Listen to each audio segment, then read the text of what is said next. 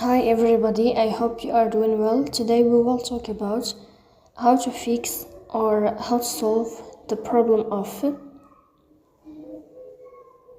being slow on the application of Gmail. You will click on settings. Here we go to apps, default apps, app settings. On above you will search for a Gmail app and you will click. Here we click on first stop and you will click OK. Then you will enter to storage. After that you will click on clear cache. Then you will turn on your airplane mode and you will turn off your airplane mode again to fix that problem. So please don't forget to support us by like and subscribe. See you next time in another video, and thank you for your watching and your attention.